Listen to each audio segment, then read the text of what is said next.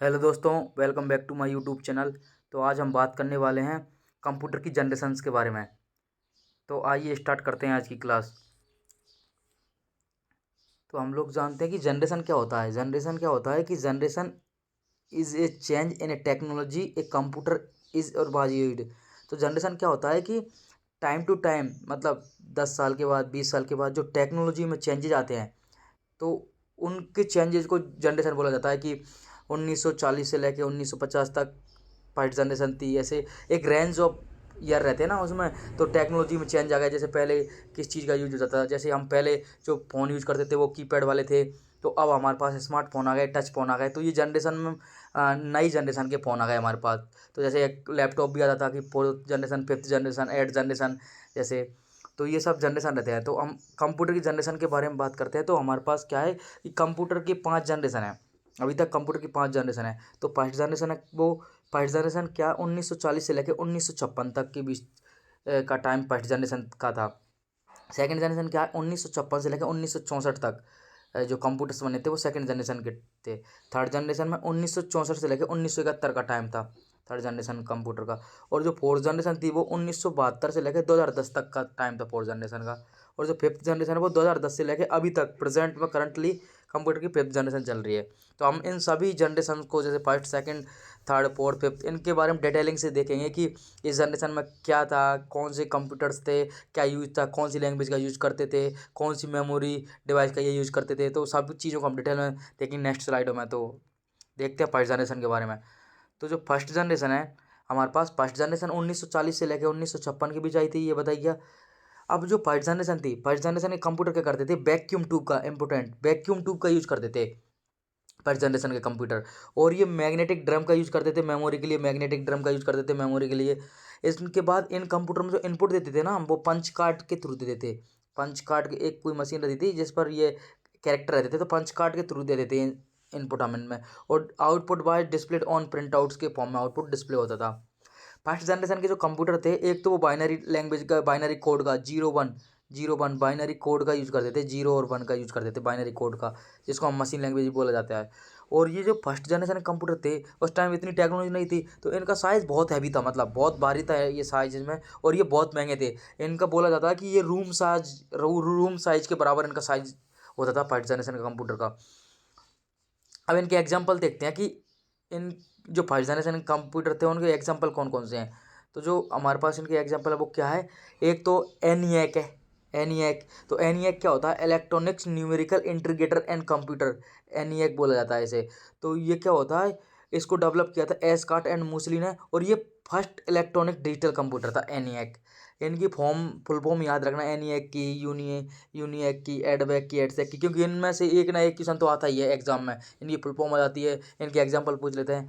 तो ये एनिएक क्या था, फर्स्ट इलेक्ट्रॉनिक डिजिटल कंप्यूटर था। अब सेकंड है हमारे पास यूनिएक। यूनिएक क्या है, यूनिवर्सल ऑटोमेटिक कंप्यूटर होता है यूनिएक। इसको भी एस्कार्ट और मोस्टली ने डेवलप किया था। और ये फर्स्ट कॉमर्शियल कंप्यूटर था, ये फर्स्ट कॉमर्शियल कंप्यूटर था यूनिएक।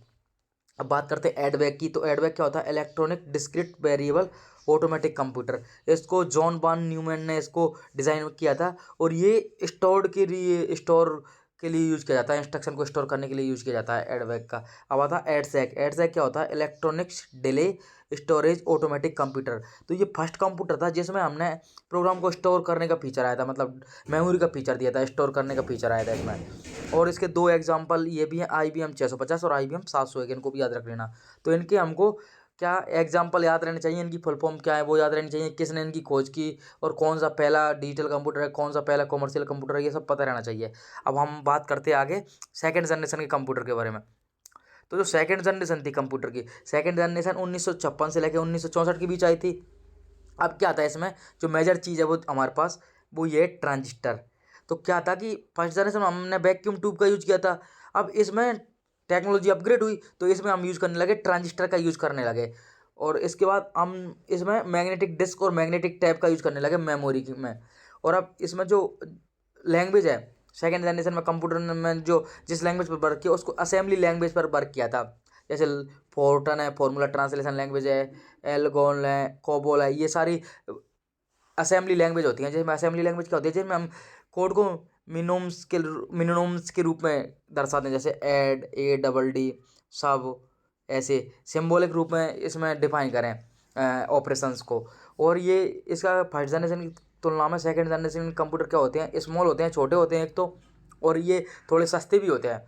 और यहीं से सेकंड जनरेशन से हमारे पास आ गया था ऑपरेटिंग सिस्टम। तो जो सेकंड जनरेशन के कंप्यूटर थे उनमें बैच ऑपरेटिंग सिस्टम का यूज किया गया था। इंपॉर्टेंट है ये, कई बार क्वेश्चन पूछा गया कि किस जनरेशन में कंप्यूटर की किस जनरेशन में ऑपरेटिंग सिस्टम का यूज किया गया था, तो वो सेकंड जनरेशन के कंप्यूटर में यूज किया गया था। अब बात करते हैं इनके एग्जांपल्स की। तो एग्जांपल्स देखते हैं हम इसमें, इनके एग्जांपल है सेकंड जनरेशन के। एक तो CDC 3600, CDC 3600 है इसका एग्जांपल। दूसरा IBM की 1400 वाली सीरीज है, IBM की 1400 वाली सीरीज, IBM 1401, 1402, ये IBM की 1400 वाली सीरीज है। तीसरा IBM का 7090 है और 7094 है। हनीवेल का 400 वाला है, हनीवेल 400 है। एक CDC 1604 है। अब जो ट्रांजिस्टर होता है वो क्या होता है, ये 40 वैक्यूम ट्यूब के बराबर होता है, मतलब 40 वैक्यूम ट्यूब बोल सकते हैं, मिलकर बनता है एक ट्रांजिस्टर बनता है एक 40 वैक्यूम ट्यूब मिला के। तो ये हो गया हमारा सेकेंड जनरेशन के कंप्यूटर्स के बारे में। अब हम बात करेंगे आगे थर्ड जनरेशन के कंप्यूटर्स के बारे में। तो थर्ड जनरेशन के जो पहली बात कंप्यूटर थे वो कब 1965 से लेकर 71 के बीच में थर्ड जनरेशन आई थी हमारे। अब इसमें क्या था कि हाँ, इसमें हमने ट्रांजिस्टर की जगह किसका यूज करने लग गए, आईसी का, इंटीग्रेटेड सर्किट का, एक चिप होती है आईसी का, इसका यूज करने लग गए। और इसमें मेमोरी के लिए हम लार्ज मैग्नेटिक कोर का, मैग्नेटिक डिस्क और टैप का यूज करने लग गए इसमें। उसके बाद इसमें अब हम हाई लेवल प्रोग्रामिंग लैंग्वेज का यूज करने लग गए। हमने फर्स्ट जनरेशन में क्या किया था, मशीन लैंग्वेज का 01 का। सेकंड जनरेशन में हमने क्या किया था, असेंबली लैंग्वेज का यूज किया था। अब हम थर्ड जनरेशन में हाई लेवल प्रोग्रामिंग लैंग्वेज जैसे पास्कल, बेसिक, इनका यूज करने लग गए। ये जो थर्ड जनरेशन कंप्यूटर होते हैं वो मच स्मॉलर होते हैं, चीपर होते हैं कंपेयर टू सेकंड जनरेशन की तुलना में, ये चीपर और स्मॉलर होते हैं। थर्ड जनरेशन कंप्यूटर में एक कॉन्सेप्ट है, मल्टी प्रोग्रामिंग का कॉन्सेप्ट यूज होने लग गया है यहाँ पर, मतलब एक साथ कई सारे प्रोग्राम रन होने लग गए। उसके बाद ये टाइम शेयरिंग ऑपरेटिंग सिस्टम का यूज होने लग गया थर्ड जनरेशन के कंप्यूटर्स में, मतलब CPU कॉन्करेंटली शेयर्ड होने लग गया प्रोसेस के बीच में। टाइम शेयरिंग ऑपरेटिंग सिस्टम में यही होता है ना कि CPU कॉन्करेंटली शेयर्ड होता है, कम मतलब प्रोसेस बाई प्रोसेस। तो अब बात करेंगे इनके एग्जांपल के बारे में कि थर्ड जनरेशन में कौन कौन से कंप्यूटर्स आए। तो हम इसमें देखते हैं कि PDP-8 और PDP-11 ये इंपॉर्टेंट है। PDP-8 को फर्स्ट मिनी कंप्यूटर बोला जाता है। तो ये PDP-8 और PDP-11 भी इसी जनरेशन के कंप्यूटर हैं। IBM की IBM 360, IBM 370 और CDC 6600, CDC 6600। तो इसके ये तीन एग्जांपल बहुत इंपॉर्टेंट है, PDP वाले और IBM 360 और 370, क्योंकि ये पूछा जाता है, कई बार क्वेश्चन आता है, एग्जांपल दे देता है हमको कि इनमें से कौन सा थर्ड जनरेशन के कंप्यूटर है, तो ये याद रखनी है हमको। अब हम थर्ड जनरेशन की बात, हमारी जो नेक्स्ट जनरेशन है वो फोर्थ जनरेशन, उसके बारे में बात करेंगे। तो जो हमारे पास फोर्थ जनरेशन है उसमें क्या है कि ये एक तो फोर्थ जनरेशन 1972 से लेकर 2010 तक आई, काफ़ी लंबे टाइम तक चली फोर्थ जनरेशन। और इसमें हमने जो यूज किया था, इसमें हमने आईसी की जगह यूज किया था VLSI, very large scale integration technology का यूज किया था, जिसको क्या बोल सकते हैं, माइक्रो प्रोसेसर का यूज होने लग गया। अब इसमें किसका यूज होने लग गया, माइक्रो प्रोसेसर का यूज होने लग गया इसमें फोर्थ जनरेशन में। इसके बाद इसमें जो अब मेमोरी है हम वो सेमीकंडक्टर मेमोरी, रैम और रोम का यूज करने लग गए हम इसमें फोर्थ जनरेशन में।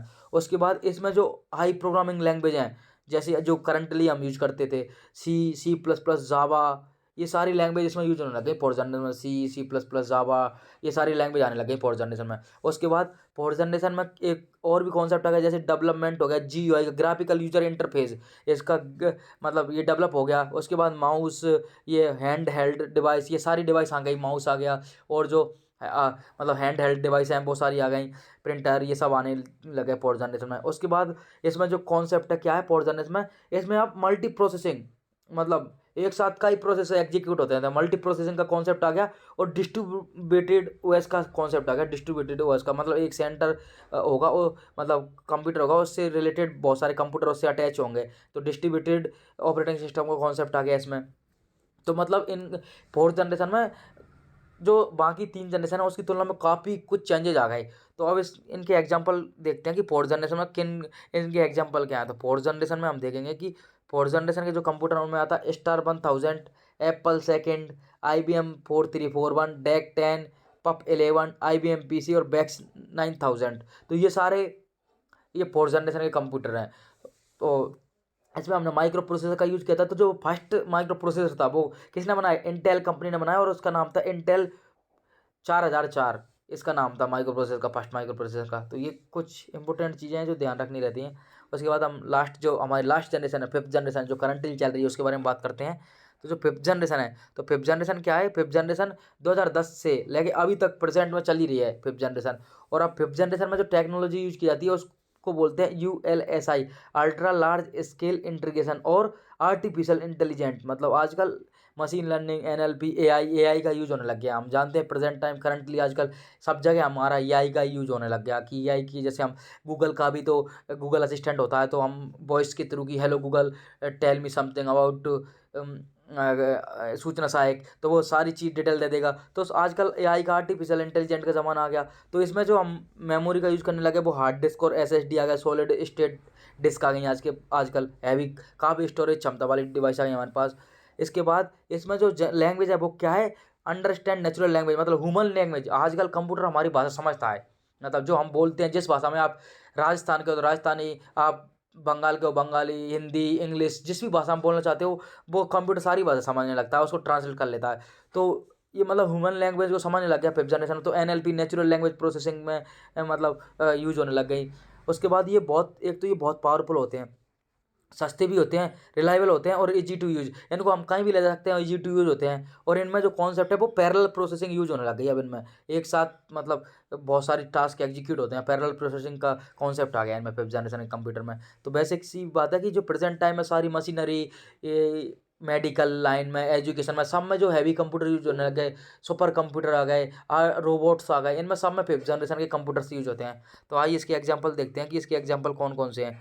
तो इसकी जो एग्जांपल्स हैं वो क्या है? एक तो डेस्कटॉप हो गए, लैपटॉप हम यूज करते हैं, जैसे डेल हो गया, विंडोज़ का हो गया, डेल के बाद HP हो गया, डेल HP, मैक का हो गया, मतलब एप्पल का हो गया। ये सारे लैपटॉप्स हैं। टैबलेट भी आने लग गए सबके, स्मार्टफोन हम जानते हैं आजकल, और नोटबुक आने लग गए जैसे मैक नोटबुक, ये सारी चीज़ें। तो ये जो सब फिफ्थ जनरेशन के जितने भी हाई टेक्नोलॉजी वाले स्मार्टफोन हैं, नोटबुक हैं, लैपटॉप हैं, तो ये करंटली टाइम इनका हम यूज कर रहे हैं।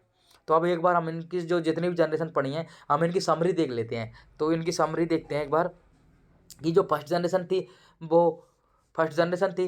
तो फर्स्ट जनरेशन में क्या था कि फर्स्ट जनरेशन 1940 से 56 तक आई थी। इसमें वैक्यूम ट्यूब का यूज किया गया था, मशीन लैंग्वेज का यूज किया गया था, हार्ड साइज में बहुत बड़ी थी, हाईली एक्सपेंसिव थी।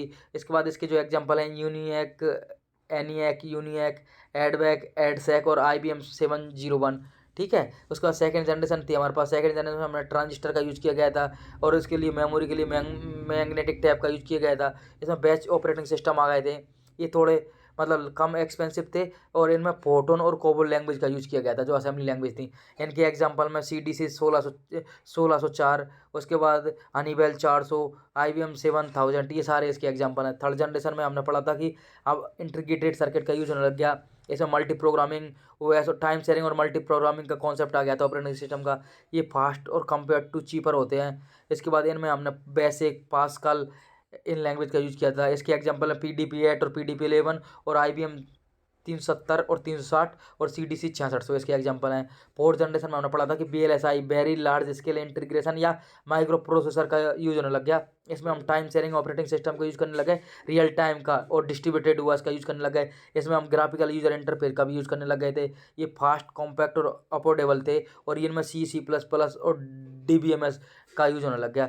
इनके एग्जांपल हैं DEC 10, स्टार 1000, क्रे 12, एप्पल सेकेंड और बैक्स 9000, इसके एग्जांपल हैं। फिफ्थ जनरेशन में हम ULSI, लार्ज स्केल इंटीग्रेशन का यूज करने लग गए। तो इसमें हमने एक तो पैरेलल प्रोसेसिंग का कॉन्सेप्ट आया, दूसरा आर्टिफिशियल इंटेलिजेंट की टेक्निक आ गई। इसमें हम जो हाई लेवल लैंग्वेज जैसे पाइथन, C, जावा, .NET, prologue, list programming language, ये सारी यूज करने लगे। तो इसके एग्जांपल हैं IBM के पेंटिनम, परम सुपर कंप्यूटर है, जैसे परम ये सुपर कंप्यूटर है। तो ये सारे चीज़ हमने पढ़ लिया है। तो आपने सब चीज़ देख ली बिल्कुल, कंपेरिजन कि इसमें कौन सी हार्डवेयर डिवाइस यूज की, क्या कैरेक्टरिस्टिक्स हैं, इसके एग्जांपल क्या क्या हैं। तो इनको सबको याद रखना है, क्योंकि यहाँ से फिक्स है 2 से 3 क्वेश्चन तो आते ही आते हैं इस जनरेशन के कंप्यूटर की जनरेशन से। तो अगर आपको आज की क्लास अच्छी लगी हो तो प्लीज़ लाइक, शेयर, सब्सक्राइब करें, और थैंक यू फॉर वॉचिंग। मिलते हैं अगली क्लास में, जब तक के लिए